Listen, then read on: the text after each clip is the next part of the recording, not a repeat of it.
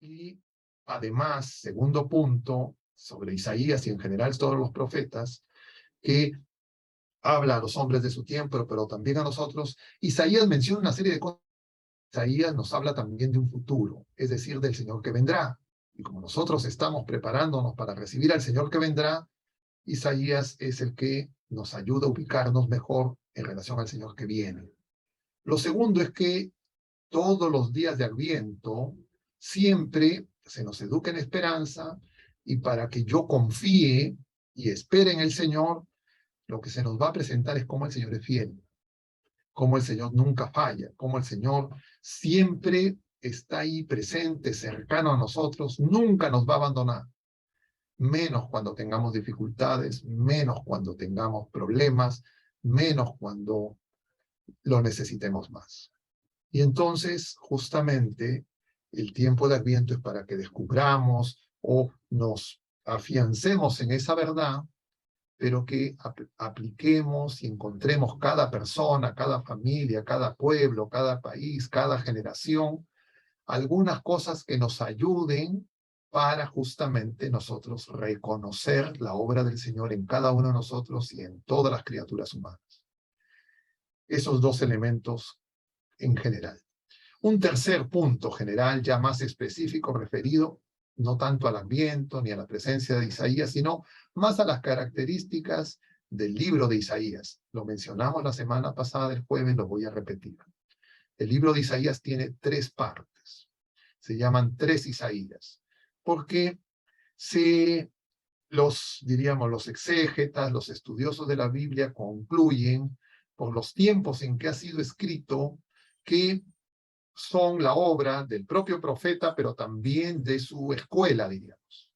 Y entonces se refieren a momentos distintos en el pueblo de la primera alianza, más específicamente en el reino de Judá.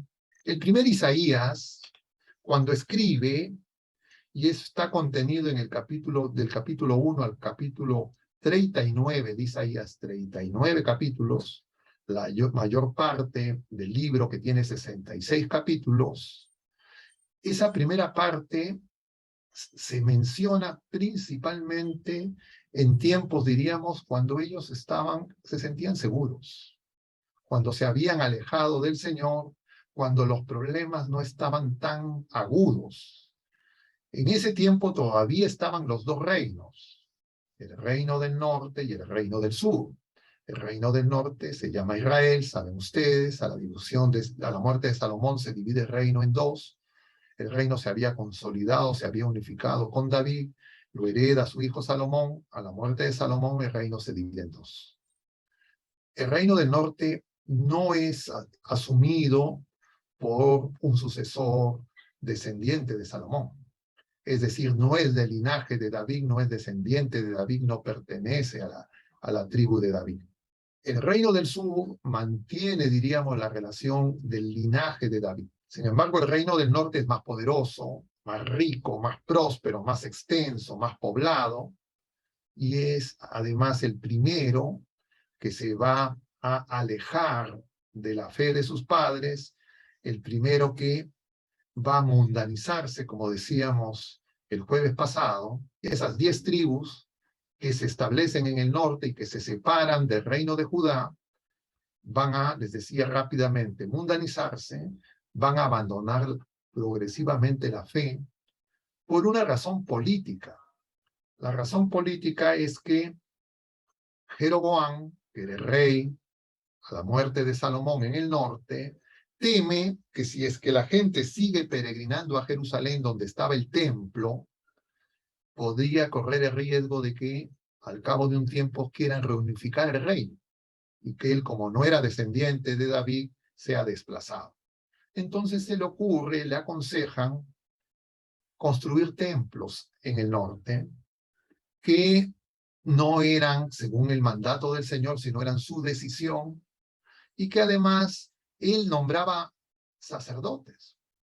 El reino del sur supuestamente efectivamente mantenía la sucesión del linaje, ¿no? Descendientes de David.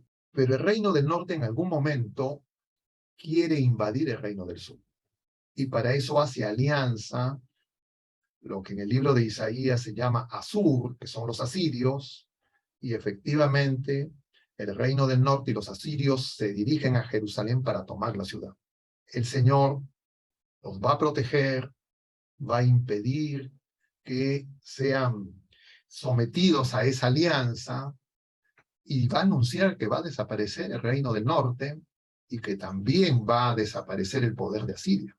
Y ocurre justamente eso, porque si bien es cierto los asirios que eran más poderosos militarmente que el reino del norte, el reino de Samaria, que tenía como capital Samaria, que se llamaba Israel, no logran, diríamos, vencer. Sin embargo, salvados de una manera milagrosa, sorprendente. Los asirios dicen más o menos esto, su razonamiento es: no hemos podido tomar el reino de Judá, pero ven las fragilidades y las debilidades militares que tiene el reino del norte y dicen: nos tomamos el reino del norte. Y entonces los llevan al exilio a Nínive y desaparece. La paradoja es que el reino del sur, el reino de Judá, que había recibido el oráculo del Señor de que no iban a tener ninguna de esas, que iban a vencer, sin embargo no le creen a los profetas y buscan alianza con los caldeos. Y entonces, al ver que se han retirado los asirios, hacen una celebración, e invitan a la celebración a sus aliados los caldeos, y el rey de Judá hace que los caldeos se paseen por el templo y les muestra los tesoros que tiene el templo. Y entonces a los caldeos se les despierta la codicia por los tesoros del templo, y lo que va a ocurrir es que los caldeos van a invadir el reino de Judá. Invaden Jerusalén, toman la ciudad, destruyen el templo, se apoderan de todos los tesoros del templo, asesinan a los gobernantes, los llevan de esclavos a los sacerdotes, y una, diríamos, destrucción generalizada. Todo eso lo anuncia Isaías antes de que ocurra. Cuando todas estas cosas que les he dicho brevemente en resumen, todavía no se habían producido.